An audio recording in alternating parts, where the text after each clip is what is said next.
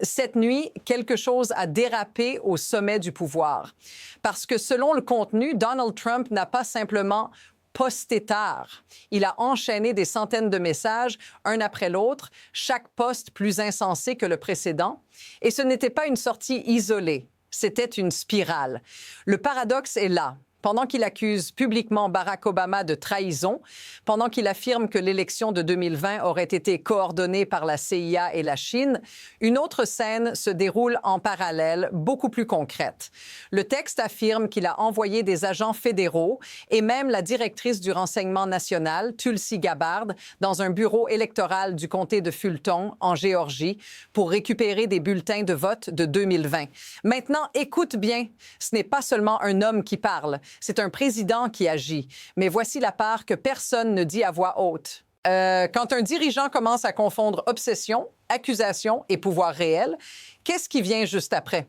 Parce que cette nuit-là pourrait être le début de quelque chose de bien plus grand. Ce qui s'est passé ici n'est pas juste une nuit étrange sur les réseaux.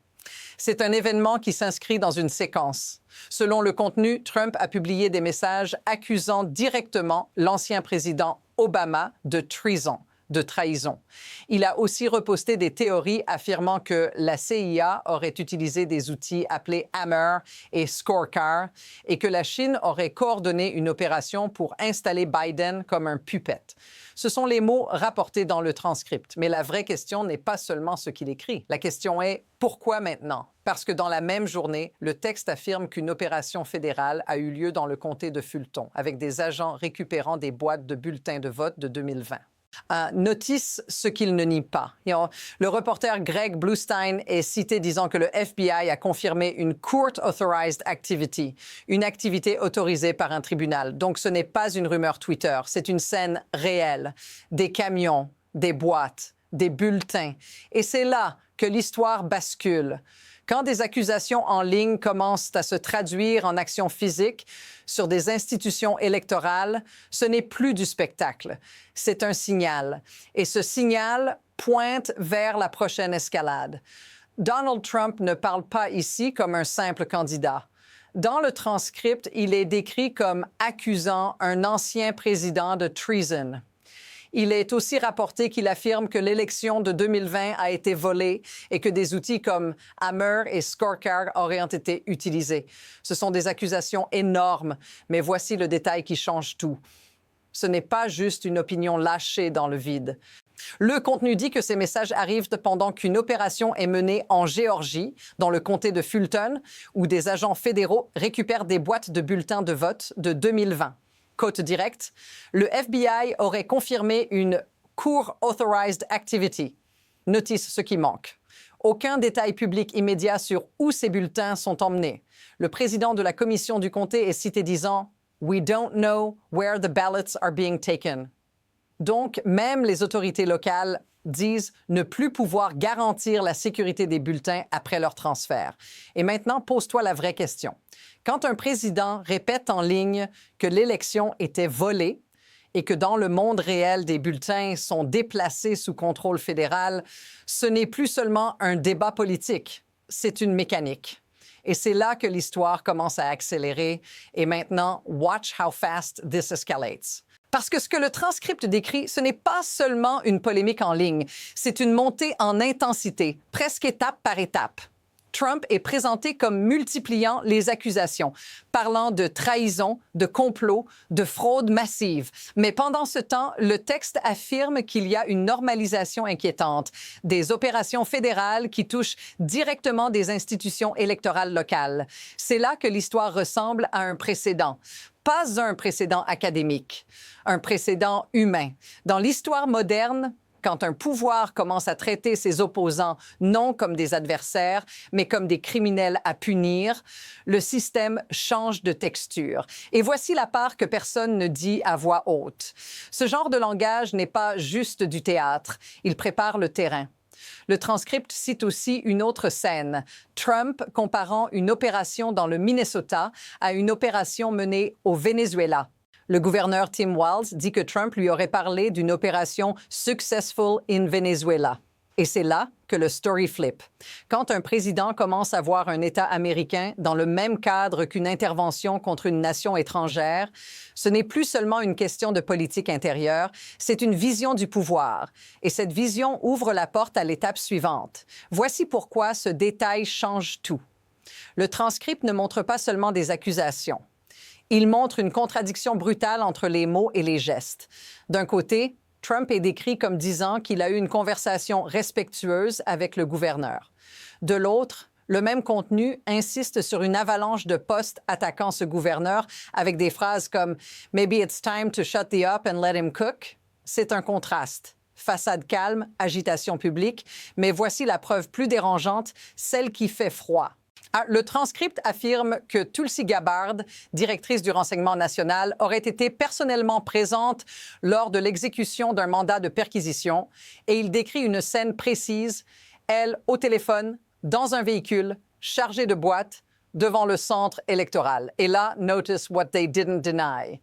Le FBI, dans le texte, ne nie pas l'opération. Il confirme seulement une activité autorisée par un tribunal, puis refuse de commenter davantage. Donc, le cœur de l'histoire, ce n'est pas l'insulte, c'est le schéma. Quand le discours public martèle fraude et que l'appareil fédéral intervient physiquement sur des bulletins, l'objectif peut être de créer une réalité alternative par l'action, pas seulement par la parole. Et si cette lecture est correcte, alors ce qu'on voit n'est pas un incident. C'est une répétition générale. Et la prochaine scène est déjà en train de se former. Et maintenant, la crise ne reste pas sur un seul front, elle se multiplie. Le transcript empile plusieurs développements à grande vitesse. D'abord, il parle d'une intensification des opérations d'immigration avec des images décrites comme un dragnet, un filet qui se referme, notamment dans le Minnesota. Ensuite, il évoque une autre scène à Los Angeles où Dr. Oz aurait lancé une opération médiatique en visant la communauté arménienne en parlant de fraude et de mobsters. Puis en parallèle, le texte cite Trump repostant des accusations contre des individus qualifiés de domestiques terroristes. 3 axes, 3 tensions, tout en même temps. Now watch how fast this escalates. Parce que ce n'est pas présenté comme un gouvernement qui ralentit. C'est présenté comme un gouvernement qui accélère. Et voici le détail concret qui frappe. Fox News, dans un extrait cité, rapporte un sondage où 59% des personnes interrogées jugent ces efforts tout agressifs. Ce chiffre est une alarme politique. Non, même dans un média favorable, l'image devient difficile à contenir. Et pendant que tout ça se déroule, une autre inquiétude monte. Le président de la commission du comté de Fulton dit « We don't know what's going to happen to them ». Ils ne savent pas où vont les bulletins. Ils ne savent pas ce qui vient ensuite. Alors la question devient simple.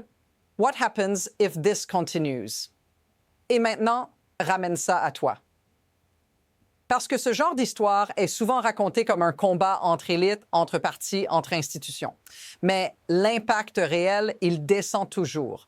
Le transcript décrit des scènes dans les rues, des opérations d'immigration, des communautés ciblées, des gens otherwise innocents qui seraient rounded up.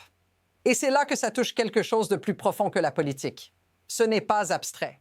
C'est la sensation que l'État peut apparaître dans ton quartier, dans ta ville, dans ta communauté, sous prétexte de sécurité. Et Fox News lui-même, dans l'extrait cité, dit quelque chose de révélateur. Les gens veulent « criminal illegal rounded up ».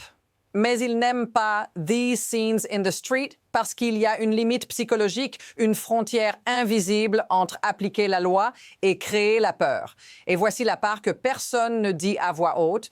Quand la politique devient un spectacle de force, ce sont toujours les gens ordinaires qui vivent avec les conséquences. Pas les commentateurs, pas les puissants, toi. Si ça te semble familier, dis-le dans les commentaires, parce que ce qui se joue ici n'est pas seulement une polémique du jour, c'est une transformation du climat. Et la question suivante est, qui contrôle encore la direction de cette machine? Et c'est ici que l'histoire devient plus froide et plus intelligente, parce que le vrai sujet n'est pas seulement Trump ou un poste, ou même une opération isolée. Le vrai sujet, c'est le mécanisme. B, le transcript montre une stratégie où chaque scène produit une autre scène, un flot d'accusations, puis une action fédérale, puis des images de rue, puis des sondages, puis une nouvelle escalade. C'est une boucle. Et cette boucle fonctionne sur un carburant très précis, l'attention. Dans ce type de système, le chaos n'est pas toujours un accident. Il peut devenir un outil. Plus il y a de bruit, plus il est difficile de distinguer l'extraordinaire du normal. Et notice what they didn't deny. Le FBI ne nie pas l'intervention. Fox ne nie pas la perception d'agressivité. CNN ne nie pas la chute dans certains segments électoraux. Tout le monde voit la même tempête, mais chacun regarde ailleurs. Et c'est ça, le pouvoir moderne. Pas seulement contrôler ce qui se passe, mais contrôler ce que les gens peuvent encore suivre, comprendre, absorber. Quand tout arrive en même temps, la population se fatigue et dans cette fatigue, le système gagne de la marge.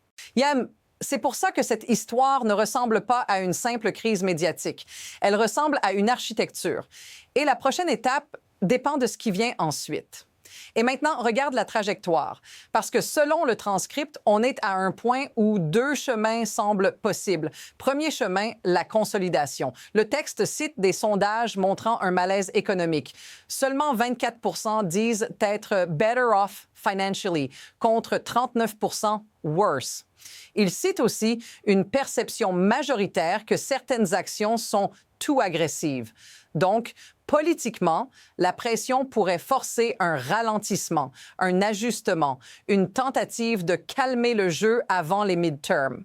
Mais voici l'autre chemin, l'escalade. Le transcript insiste sur une obsession persistante autour de 2020, sur des accusations répétées et sur des actions concrètes comme la récupération de bulletins en Géorgie. Il cite aussi une chute massive de l'approbation chez les Latinos, 34 points underwater sur le programme de déportation. Et c'est là que l'incertitude devient dangereuse. Quand un pouvoir se sent fragilisé dans les sondages, il peut chercher non pas à se modérer, mais à doubler la mise, à intensifier la narration, à créer de nouveaux ennemis, à transformer chaque critique en preuve de complot. Et voici le sentiment qui reste suspendu. La prochaine décision n'est peut-être pas une surprise. Elle est déjà en train de se préparer, quelque part hors caméra. Et voilà le point final, celui qui reste. Cette histoire, telle qu'elle est racontée dans le transcript, n'est pas seulement celle d'un président qui poste trop, c'est celle d'un pouvoir qui teste la frontière entre discours et action. Enfin, on y voit des accusations extrêmes. Treason, stolen election. Et en parallèle, des scènes physiques, des agents fédéraux, des boîtes de bulletins, une opération confirmée comme Court Authorized Activity. On y voit aussi des signaux politiques, des sondages qui parlent d'excès, une chute d'approbation chez les Latinos, une inquiétude qui monte même dans des médias favorables. Mais voici l'insight qui boucle tout. Quand un système commence à fonctionner sur la tension permanente, il ne cherche pas seulement à convaincre, il cherche à épuiser, à saturer, à rendre chaque journée trop bruyante pour que la vérité ait le temps de respirer. Et c'est ça, la phrase qui résume tout. Ce n'est pas juste une crise, c'est une méthode. Et la question maintenant n'est pas ce qui s'est passé hier soir. C'est ce que cette dynamique rend possible demain. Parce que la prochaine étape, la prochaine scène, le prochain basculement est peut-être déjà en route. Si tu veux continuer à suivre cette histoire et comprendre ce qui se forme derrière le spectacle, abonne-toi. On est seulement au début de la boucle suivante.